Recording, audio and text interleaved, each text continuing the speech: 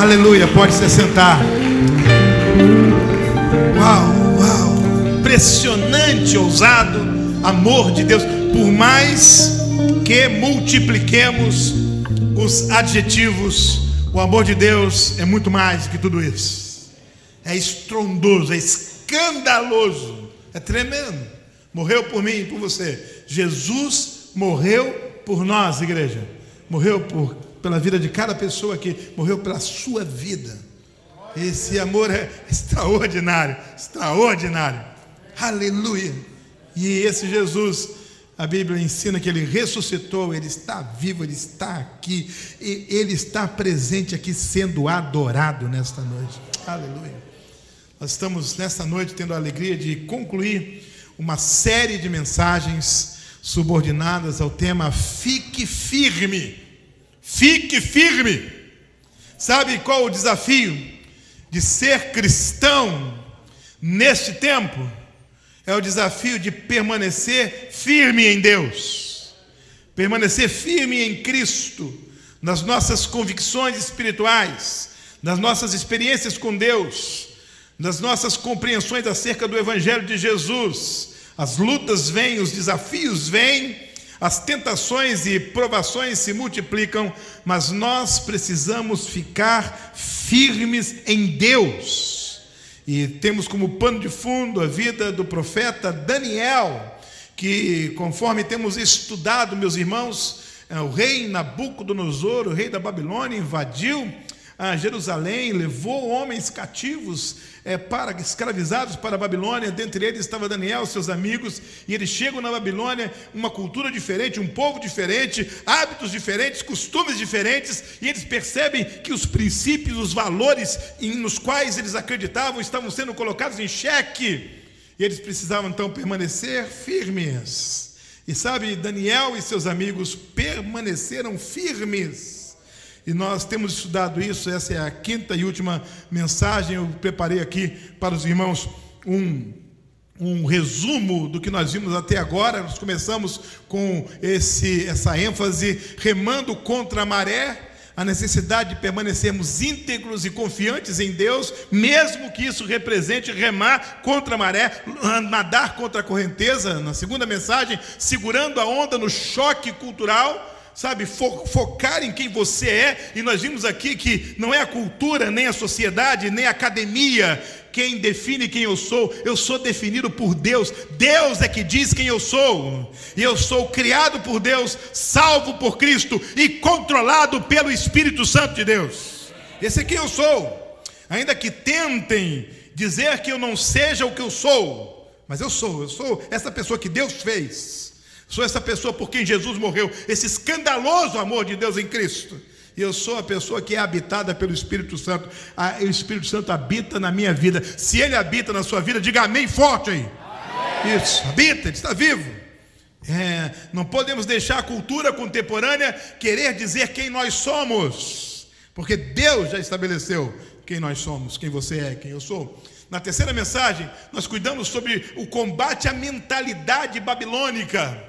E nós vimos aqui, meus irmãos, quando a ideologia da Babilônia, a ideologia do mundo, quando os princípios do mundo, as filosofias do mundo tentam arguir você, quem sabe colocar você em situação difícil. É hora de você viver para exaltar a Deus, reconhecer que tudo que Ele fez é o correto e andar em humildade diante dEle. Eu vivo para exaltar a Deus. Seja exaltado, ó Deus, Criador dos céus e da terra, através da minha vida, através da sua vida. Eu não vim aqui para ser médico, engenheiro, pastor, missionário. Eu vim aqui para exaltar a Deus, para que tudo que eu fale, pense, faça, realize, sonhe, redunde em exaltação de Deus. Ele é digno, Ele é merecedor, Ele é Rei, Ele é Senhor, Ele é Deus. Ser exaltado, Deus. E é para isso que eu vivo. Não para alegrar homens, não para alegar instituições, não para fazer fila nos gabinetes políticos ou nos comícios. Eu vivo para exaltar a Deus. Em tudo que eu fizer, por palavras ou por obras, eu faço em nome do Senhor, dando por Ele glórias a Deus, graças a Deus, honra a Deus. Eu vivo para isso. Você não está aqui para vegetar, você não está aqui para passar tempo, E você não está aqui para dar risada em momentos de descontração, você está aqui para exaltar a Deus. Até a sua alegria, até o seu regozijo, até aquele momento de mais íntima alegria da sua vida, é para a exaltação de Deus. Obrigado, Senhor, por esse momento. Chega em casa, o filho te dá um sorriso, e você diz: Senhor, ser exaltado por esse sorriso aqui. E você levanta de manhã e faz o seu trabalho e volta para casa de noite. Senhor, obrigado porque eu trabalhei, o Senhor me deu um trabalho honrado, digno. Eu estou ganhando pão de cada dia para sustentar a minha família. Exaltado seja o Senhor, meu Deus, que vive para isso. E no domingo passado, nós tivemos a ocasião de falar sobre ficar firme num mundo que tenta te arrastar. Sabe, ele vem de roldão, ele vem com pressão, ele vem como um furacão tentando arrastar você com tudo que ele tem para oferecer como armas para nos arrastar. E nós temos que exaltar a Deus como Rei dos Reis. Olha, meus irmãos, lá no Brasil agora está uma preocupação, porque domingo que vem o Brasil vai escolher o presidente, não é? E olha, alguém está dizendo assim: vai definir o futuro do Brasil. Coitadinho desse cara, não vai definir coisa nenhuma, meus irmãos. Sabe por quê? Quem tem a chave do futuro na mão não é presidente nenhum. Quem tem as rédeas da história nas mãos, não é presidente nenhum, sabe? É o Rei dos Reis, o Senhor dos Senhores. Lá no livro do profeta Isaías, ele diz: eu sou o juiz, eu sou o governador e eu sou o legislador. E Deus reúne o poder legislativo, executivo, judiciário, tudo na pessoa dele. Ele é Rei dos Reis. Ele é Senhor dos senhores. Temos que reconhecer que Deus é maravilhoso. E hoje o nosso desafio diante dessa cultura controversa, nesse tempo difícil, o meu desafio, o seu desafio é amar para valer. Não amar de palavras, mas amar com atitudes. Não apenas dizer que ama, não apenas declarar que ama, mas amar de verdade. Eu queria compartilhar uma coisa com vocês, Daniel capítulo 6. Meus irmãos, esse é talvez do livro do profeta Daniel, o capítulo mais conhecido, porque a gente tem uma certa alegria de ver pessoas sofrendo. Porque nesse capítulo, meus irmãos, Daniel é jogado na cova dos leões. Mas antes disso acontecer, há uma informação no começo do capítulo 6, muito interessante. Eu queria que você acompanhasse. A letra ficou um pouco pequena, mas é do versículo 1 ao 5. Pareceu bem a Dario, agora não é mais Nabucodonosor, e depois de Nabucodonosor, vários reis foram levantados na Babilônia. Agora estamos com o rei Dario, antes dele foi um outro, daqui a pouco a gente vai ver. Dario está no poder, e ele achou por bem, diz o texto, constituir sobre o reino 120 sátrapas ou líderes, que estivessem por todo o reino, e sobre eles 3 presidentes, dos quais Daniel era um, a fim de que esses sátrapas, esses líderes, lhes dessem conta e que o rei não sofresse dano. Então, para preservar o rei, somente as coisas mais importantes chegavam ao rei. Tinham que chegar nesses 120, o que eles não resolvessem, chegariam esses 3, Daniel era um deles. Mas aí tem uma informação aqui: então o mesmo Daniel sobrepujava a esses presidentes e aos sátrapas, porque nele havia um espírito excelente, e o rei pensava constituí-lo sobre todo o reino. Olha o que aconteceu aqui, gente. O rei estabeleceu 120 líderes, governadores. Sobre eles 3, Daniel era um. Só que Daniel se destacou, porque nele havia um espírito de excelência. Ou seja, tudo que Daniel fazia, ele fazia com excelência. E essa excelência o fizera destacar-se dentre os demais presidentes e dentre todos os governadores. E o rei acalentava um propósito de destacar Daniel e criar mais um escalão na hierarquia. Ficaria o rei, Daniel, presidentes e então os governadores. É a intenção do rei, porque Daniel servia com excelência. Só que Daniel, meus irmãos, não começou a servir no reinado de Dario. Ele começou antes. Daniel não estava começando a corrida, ele estava mantendo o pique da excelência já de vários reis. Ele estava ali, firme e forte, diante de Deus. Nisso, os presidentes, os outros dois, e todos os sátrapas procuravam achar ocasião contra Daniel a respeito do reino, mas não podiam achar ocasião ou falta alguma, porque ele era fiel e não se achava nele nenhum erro nem falta. Pelo que esses homens disseram: nunca acharemos ocasião alguma contra este Daniel. Sabe o que aconteceu? Quando o rei começou a deixar claras as intenções dele de promover Daniel, destacar Daniel, os presidentes não gostaram, os governadores não gostaram e se insurgiram. Vamos acabar com a raça de Daniel. Já ouviu essa história alguma vez? Alguém está crescendo, vamos acabar com ele. Alguém, por que não eu? Fico imaginando os pesadelos desses dois outros presidentes. Poxa, eram 3, por que Daniel e não nós? E justamente esse judeu, esse cara que veio de fora, justamente esse que um rei levanta uma estátua e ele não adora, um rei estabelece um decreto e ele não obedece, justamente esse está acima. E essa trama vai se desenrolar, meus irmãos, pegando como ponto de apoio a vaidade do rei, o orgulho, mais uma vez, orgulho. Essa série, nela temos aprendido que a base de todo pecado é a soberba, é o orgulho. A Bíblia diz que a soberba precede a ruína. Alguém ruiu, alguma coisa ruiu, pode visitar o capítulo anterior, soberba. E esses homens chegam para o rei Dario e dizem: vamos fazer o seguinte, né? Assina um decreto, proíbe todo mundo de orar a qualquer Deus. Eles sabiam que Daniel subia todos os dias, 3 vezes por dia, no andar superior da casa dele, orava ao Senhor. Vamos fazer o seguinte: o rei proíbe de orar a qualquer Deus, Daniel ora, te pega em flagrante, leva para o rei, e a pena vai ser pena máxima, pena de morte, lançar na cova dos leões. Os irmãos conhecem bem a história, bem difundida, até fora dos arraiais cristãos. E o rei tenta livrar Daniel, mas ele não podia. Ele assinou, carimbou com o anel dele. Carimbou com o anel, ninguém podia mudar, nem o próprio rei. Era a lei dos medos e persas, porque agora quem estava no comando do mundo não era mais a Babilônia, mas era a Pérsia, era Dario que estava dando as cartas. E ele assinou lá com o anel dele. A lei dizia: assinou, não pode mudar, nem o rei. Daniel passa a noite na cova dos leões. Os irmãos conhecem a história. De manhã cedo, Dario vai lá: Daniel, será que por algum acaso Deus livrou você dos leões? Daniel lá de dentro da cova grita: rei, vive para sempre. Deus enviou o anjo dele e fechou a boca dos leões.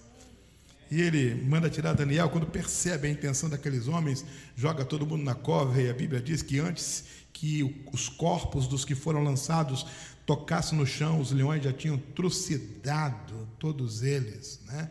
E um comentarista bem-humorado disse que foi por causa do jejum, porque não comeram Daniel, então estava com mais fome ainda, né? E acabaram com a raça daquele pessoal todo. E sabe o que aconteceu com Daniel? Daniel, depois da cova dos leões, continuou firme em Deus. Continuou firme em Deus. E por que ele continuou firme em Deus? Ele continuou sendo servo de Deus, continuou sendo usado por Deus, continuou na mesma toada da vida dele. Deus é o meu Senhor e é o meu Rei, e eu sou servo dele. Que coisa interessante, meus irmãos. Daniel vai atravessar 7 reis. 7 reis. Ele começa com Nabucodonosor e agora está com Dario, servindo com excelência, colocando o coração dele naquilo que ele fazia. Entra rei, sai rei, rei desobedece, rei morre, rei faz coisa errada, é assassinado, e entra, e Deus põe juízo em cima de cada rei. Daniel está ali firme, servindo a cada pessoa. Sabe, o começo dessa série nós dissemos que o alvo é como amar as pessoas desse tempo, como amar de verdade, ao ponto do evangelho chegar na vida delas, ao ponto de elas entenderem o amor de Deus através do nosso amor por elas. Daniel é um exemplo disso no tempo dele. Ele amou servindo com excelência. E hoje eu quero caminhar um pouquinho com vocês, lembrando esse reizinho aí, Belsazar. Logo antes de Dario, meus irmãos, o último rei do período da hegemonia babilônica foi Belsazar. A história dele está no capítulo 5 de Daniel. Em casa você pode dar uma lida lá. Mas esse rei teve uma infeliz ideia. Não foi o primeiro a ter ideia infeliz. Aliás, esse negócio de rei, presidente ter ideia infeliz, é um negócio antigo, irmãos. Um negócio antigo. Nabucodonosor, quando invadiu Jerusalém, entrou no templo, pegou vasos do templo e levou para a Babilônia. Mas os vasos estavam quietinhos lá. Um belo dia, Belsazar deu uma festa. Queria que você prestasse atenção nisso. E falou assim: tragam os vasos que foram trazidos da casa de Deus em Jerusalém e vamos nos embebedar usando esses vasos. Trouxeram os vasos, começaram a beber. Meus irmãos, eu já estive lá nesse lugar, e se um dia você puder ir à Terra Santa, e se estiver no roteiro, você vai ver o lugar. Belsazar estava se alegrando, banqueteando, usando os vasos santos. Daqui a pouquinho ele vê uma mão escrevendo na parede um escrito, que ele não consegue entender o significado daquele escrito. E a festa começa a acabar para ele ali. Ele já não tem mais ânimo para ter alegria. E ele já quer saber o que está escrito ali. Que mão é essa? E que escrito, que língua é essa? O que está escrito ali? E manda chamar os caldeus, os adivinhos, todos os encantadores da Babilônia. Ninguém conseguia descobrir. A mulher chegou e disse: olha, na época de Nabucodonosor, há um homem aqui no teu reino que Deus gosta dele, e Deus o usa para dar interpretações dessas coisas. Falou sobre Daniel, Daniel foi trazido, e o rei ofereceu: Daniel, se você descobrir o que significa, eu vou te dar muita riqueza, eu vou te dar muitos bens. E Daniel falou assim: não quero nada disso. Eu não quero riqueza, não quero bens, dá para outra pessoa, mas sem receber nenhum centavo. Quero repetir essa frase aqui: sem receber nenhum centavo. Eu vou dizer o significado dessa palavra aí. Deus vai me dar a revelação. Mene, tekel, parsim. Daniel diz: ó rei, quem está por trás da lavratura desse texto no muro é o meu Deus. Quem é responsável pelo que está escrito nesse muro é o meu Deus. Meus irmãos, a essa altura da vida, quando Daniel, depois de passar por todos aqueles reis, dizia: é o meu Deus, ninguém ficava em pé mais. Mene, tekel, parsim. Mene, Deus contou o teu reino e acabou. Tekel, pesado foste na balança e achado em falta. Parsim, o seu reino será dividido. Acabou o império babilônico.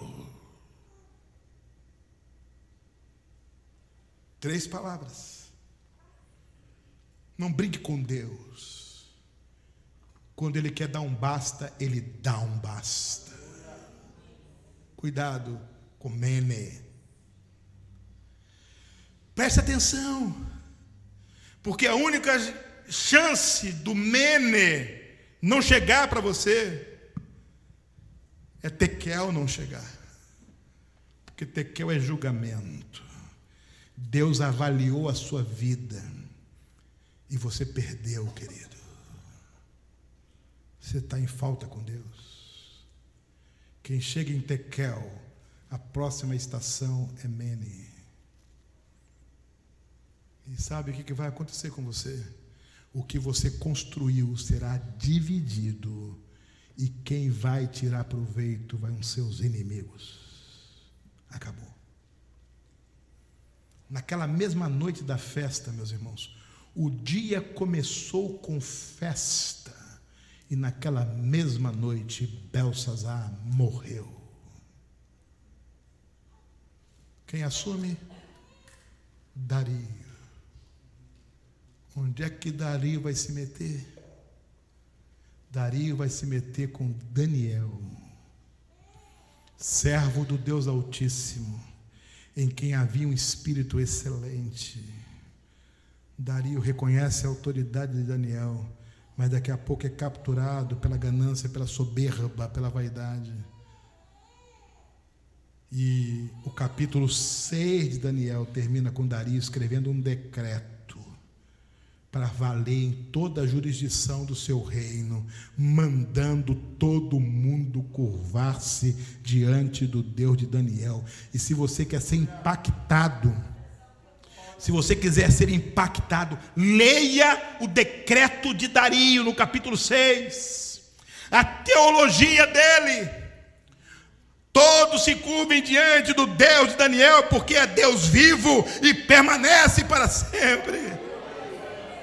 Meus irmãos, talvez nenhum santo na história tenha declarado com tanto fulgor e com tanta vida o que aquele rei persa declarou: é Deus vivo e permanece para sempre, o seu domínio não terá fim, e foi ele que livrou Daniel do poder dos leões. Daniel ficou firme. Nabucodonosor veio e foi embora. Daniel ficou firme. Cada um daqueles reis que eu listei ali veio e foi embora. Daniel ficou firme. Belsazar veio e foi embora. Daniel ficou firme. Daniel estava dizendo, e Deus estava dizendo, e Dario estava dizendo: eu também vou passar, e Daniel vai ficar firme. Novidade nenhuma.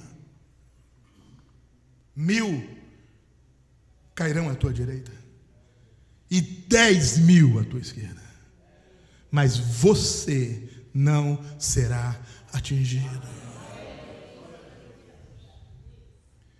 Daniel ficou porque tinha um espírito excelente, um espírito de serviço, motivado pelo seu amor a Deus.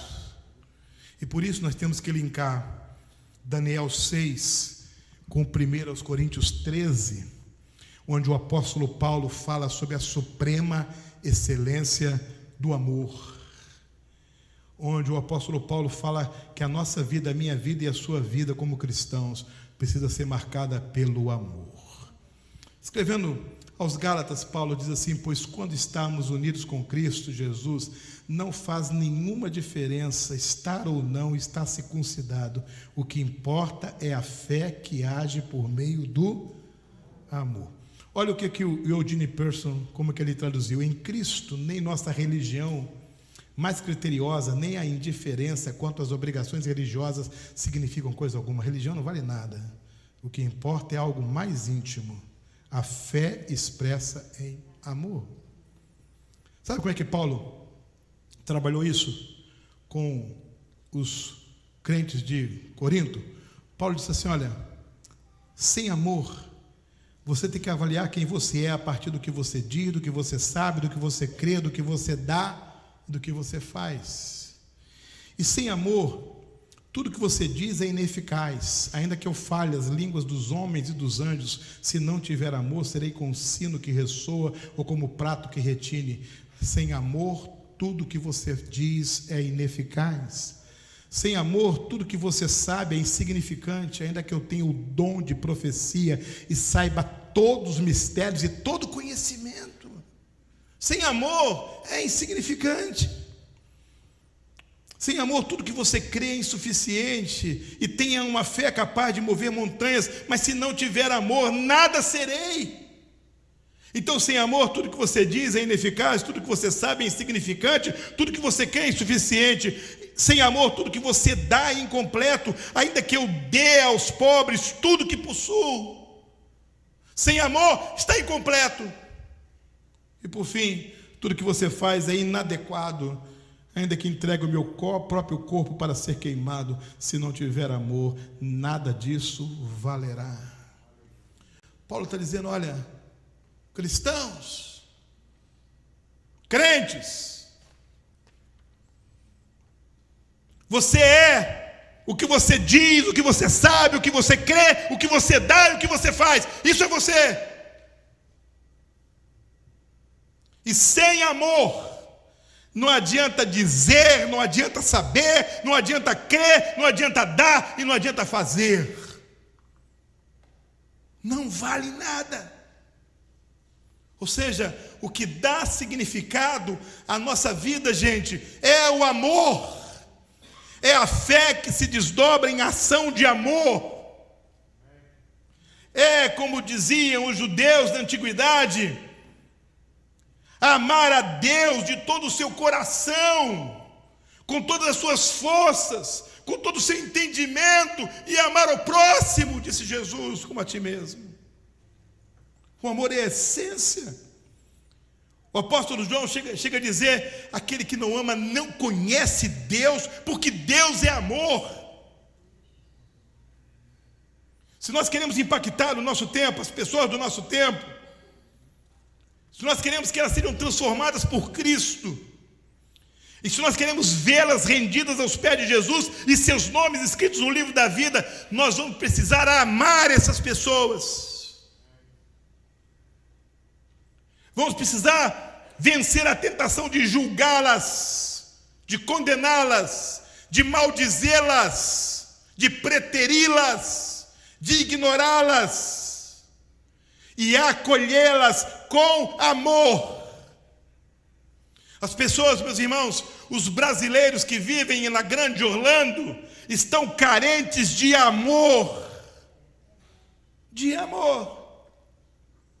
Eu fico feliz demais quando vejo a nossa igreja desenvolvendo alguns programas que levam amor às pessoas, como o Dicas de Inglês, que foi destacado nessa noite, o Vamos Falar Português, que ajuda as crianças a preservarem sua língua, a escolinha de futebol, o futebol recreativo, programas que mobiliam as casas e colocam móveis nas casas das pessoas que precisam, para que elas sintam um pouquinho do amor de Deus. A única chance de ganharmos a nossa geração é aprendermos a amar as pessoas.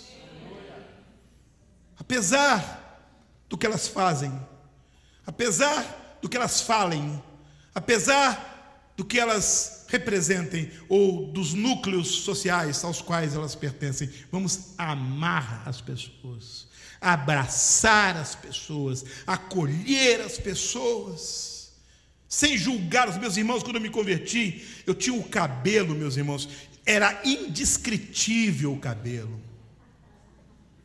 sabe?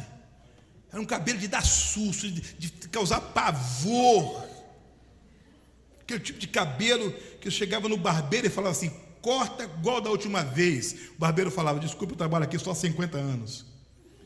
Porque não visitava o barbeiro há muito tempo. Mas sabe, eu me converti numa igreja que ninguém nunca falou do meu cabelo.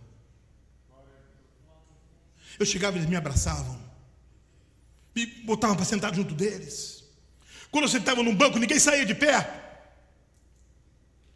Ninguém falou do meu cabelo. Um ano inteiro eu frequentei aquela igreja, ninguém falou disso.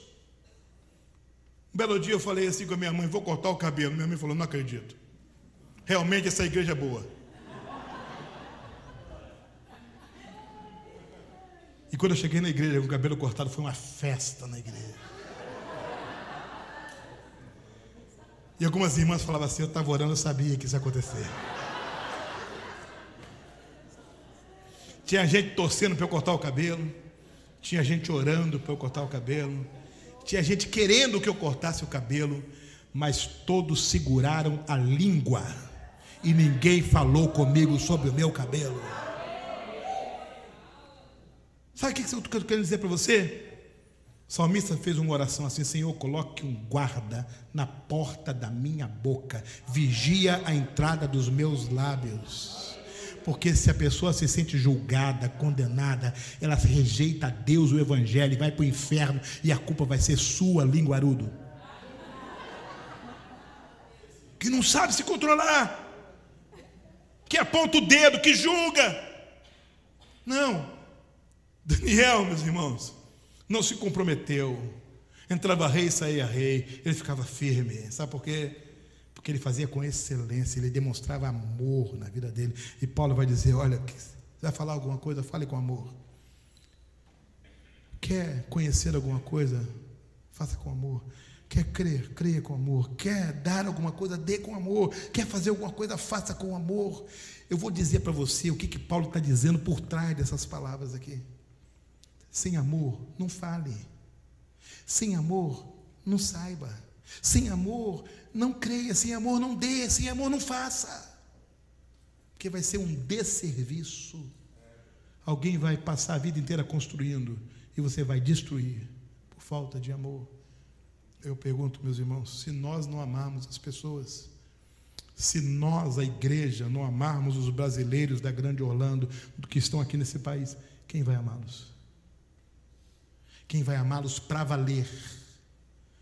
E alguém diz, pastor, a gente ajuda a pessoa depois volta as costas. Não tem problema não, meus irmãos. Vamos continuar ajudando. Ah, pastor, mas a pessoa saiu da igreja e disse, muito obrigado, não tem problema, vamos continuar ajudando. Porque o que está por trás não é o desejo de receber gratidão. O que está por trás é amor.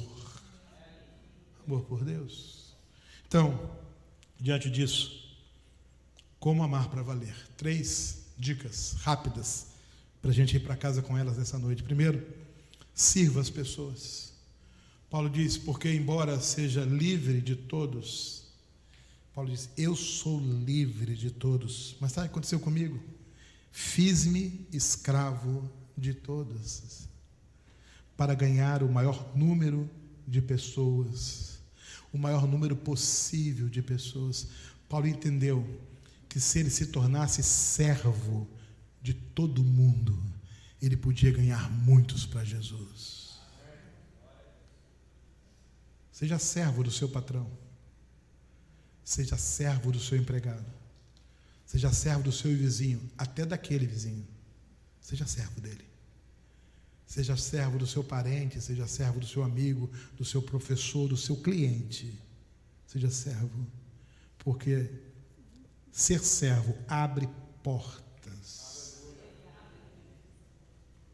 Um estudante do seminário de Fort Worth, no Texas, escreveu uma dissertação, uma tese de doutorado, falando sobre como, coisa linda a tese dele, como ganhar o direito de ser ouvido. Ele diz, quando a gente serve, a gente ganha o direito de ser ouvido. A gente entra numa casa, o colchão está no chão, um colchão velho, não tem mobília. A gente não pergunta a religião de ninguém. A gente não pergunta o status migratório de ninguém. A gente não pergunta nada. A gente pergunta se a gente pode entrar e servir. Um grupo de irmãos investem tempo, recurso, disposição, entram naquela casa. Pasmem, não entram lá e jogam as coisas na casa. Fazem uma lista. Querem saber as cores prediletas da família. Querem saber que tipo de mobília eles gostam. Dobram os joelhos, começam a procurar e colocam naquela casa o melhor possível. O melhor possível. E eu tenho certeza que quando aquela família chega lá e vê aquilo tudo lá, ela está pronta para ouvir sobre o insondável, imenso, ousado, escandaloso amor de Deus. Quando a gente serve, a gente ganha o direito de ser ouvido. Sirva as pessoas. Segunda dica, seja um exemplo para as pessoas. Meus irmãos, sabe qual a maior crise do mundo de hoje? Não é dinheiro,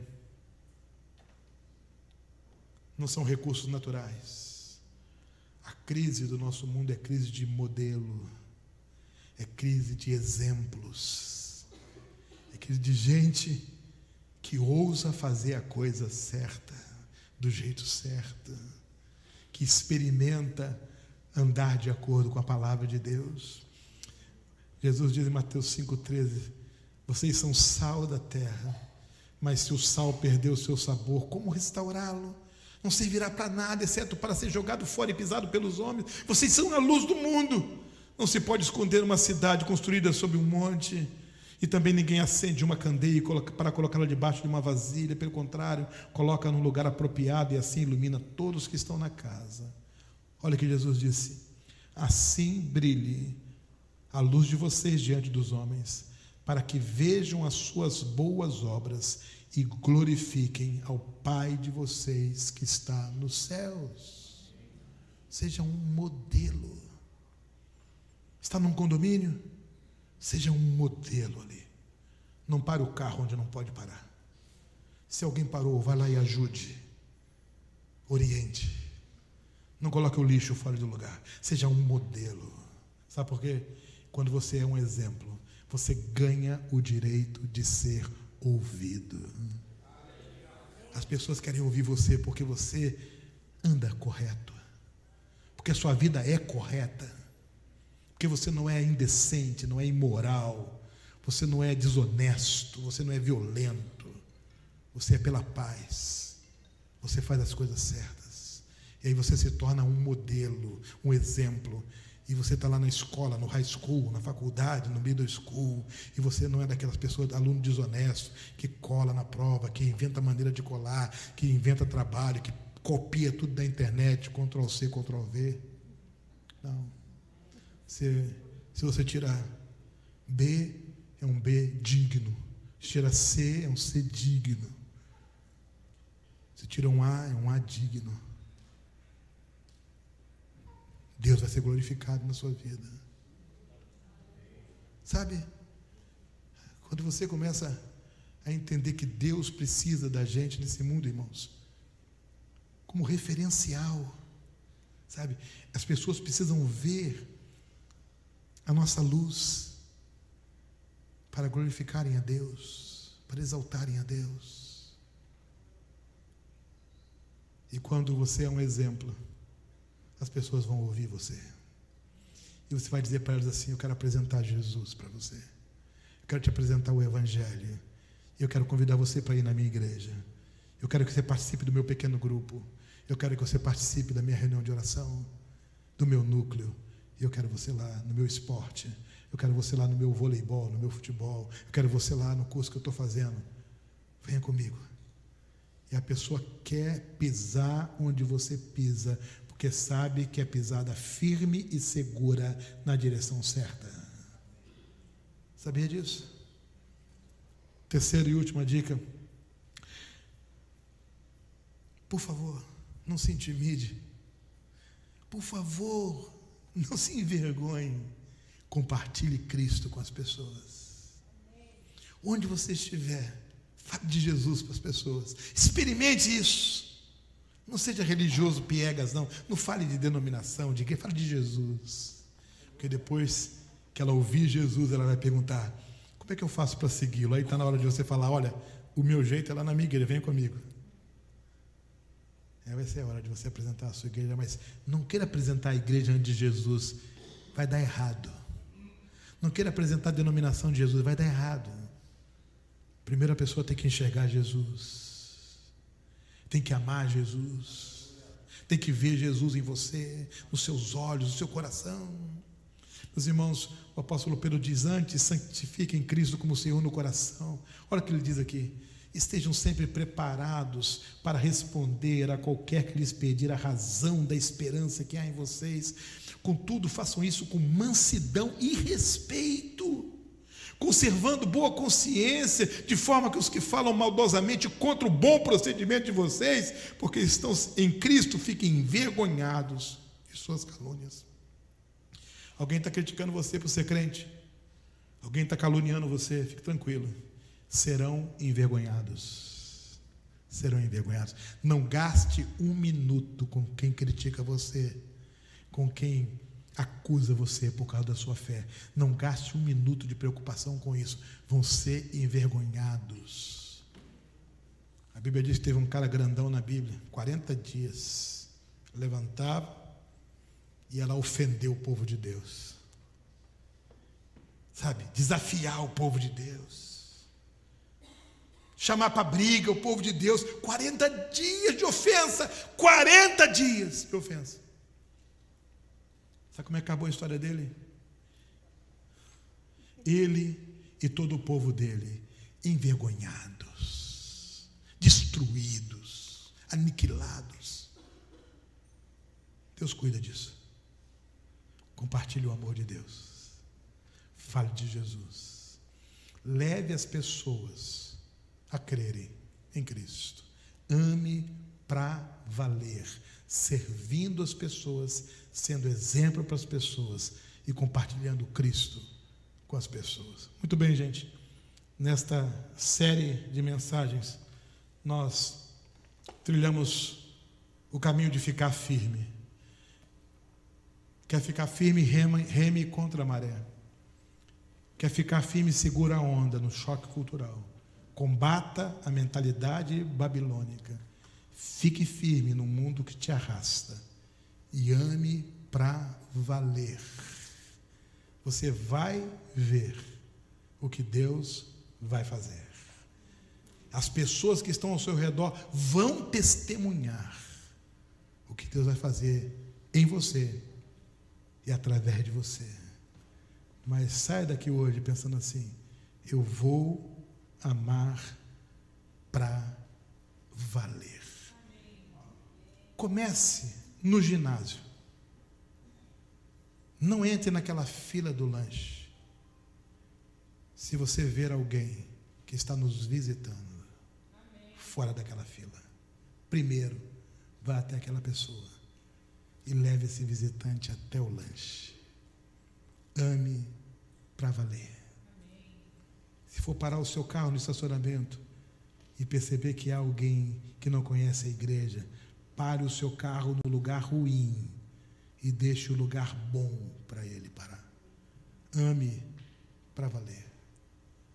Estava pregando numa igreja e antes do culto começar eu estava no gabinete conversando com o pastor. Daqui a pouquinho entrou uma mulher apavorada no gabinete. Pastor, o senhor precisa ir à cantina agora, senão vai acontecer uma desgraça lá. O pastor pediu licença para mim e foi na cantina. Ficou lá algum tempo, voltou. Eu falei, algum problema? Ele falou, não era para ter, mas teve. O que aconteceu? Ele me contou a história. Você pode não acreditar, mas é verdadeira, pode confiar, tá bom? Olha, a cantina estava vendendo cachorro-quente. Então, chegaram as duas últimas pessoas para serem servidas do cachorro-quente. Mas por um infortúnio, só tinha um guardanapo. E tinha 2 cachorros-quentes para ser servidos. 2 cachorros-quentes para serem servidos. Então a moça da cantina falou assim, eu vou colocar o guardanapo no cachorro-quente do visitante. E deu o cachorro-quente com o guardanapo para o visitante. E deu o cachorro-quente sem guardanapo para a pessoa que é membro da igreja. Para que ela fez isso? A pessoa não gostou. Por que eu sem guardanapo? Mas a briga não foi pelo cachorro-quente, não. Foi pelo guardanapo.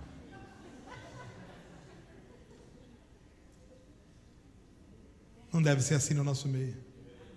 Eu estou dando exemplos toscos, ligeiros e rasteiros, para que o Espírito Santo possa projetar na sua vida as situações concretas e relevantes, quando você precisa amar para valer. Dê o guarda-chuva. Pague o lanche. Vai visitar alguém no hospital? Ore pelo que está do lado. E pelo outro. E pelo outro. O vizinho chegou com um problema, ajude. Só tem pouca coisa para comer de vida. Comece a pensar em como amar de verdade as pessoas para valer. E você vai ver como é que nomes vão começar a ser escritos no livro da vida por sua causa. Por sua causa. Que Deus nos permita, portanto, permanecermos firmes amando para valer todas as pessoas. Quem sabe Deus está trazendo ao seu coração a lembrança de alguém que você conheça e que precise ser amada. Pastor, eu conheço uma pessoa que precisa muito ser amada, e saindo daqui hoje, eu vou amar para valer. Quero falar com adolescentes e jovens: amem seus pais para valer, amem seus irmãos para valer, amem seus amigos da escola para valer. Quero falar com homens e mulheres: amem as pessoas com quem vocês se relacionam, mas amem para valer. Não fique preocupado, não. Deus te dá em dobro, Deus recompensa, Deus abre portas. Apenas ame, ame, ame. Eu termino a mensagem desta noite falando sobre João. A história diz que João já era velhinho, estava exilado na ilha de Patmos, e tinha o costume de ficar sentado no beiral da casa dele, prisão domiciliar. E ele ficava sentado ali, já bem velhinho. E as pessoas sabiam que era João, o apóstolo de Jesus. A Bíblia diz assim: aquele a quem Jesus amava. O único que encostou a cabeça no ombro de Jesus. Ele ficava sentado ali, naquele beiral. As pessoas passavam: é João, é João. Os historiadores dizem que perguntavam para ele: João, como era Jesus? Como é o Evangelho? Conta, João. E João velhinho dizia: amém, amém. Jesus era assim. Amém. O Evangelho é assim. Amém. Por onde vocês forem, achem alguém para amar. Jesus era assim. Por onde ele ia, espalhava amor. Por onde ele andava, ele encontrava alguém para amar. Amém, amém, amém. Abaixe sua cabeça. A canção diz: ousado amor de Deus, imensurável amor de Deus, insondável. Querido, querida, coloque a sua mão no seu coração. Repita comigo uma oração. Mas não repita em voz alta, não. Repita só na sua mente, no seu coração. Diga assim: Pai de amor, eu preciso aprender a amar como Jesus amou. Eu preciso ter coragem de amar como Jesus amou. Eu preciso quebrar as barreiras, romper as fronteiras. Eu preciso ultrapassar os obstáculos. Eu preciso amar para valer. Deus de amor, me ensine a amar para valer.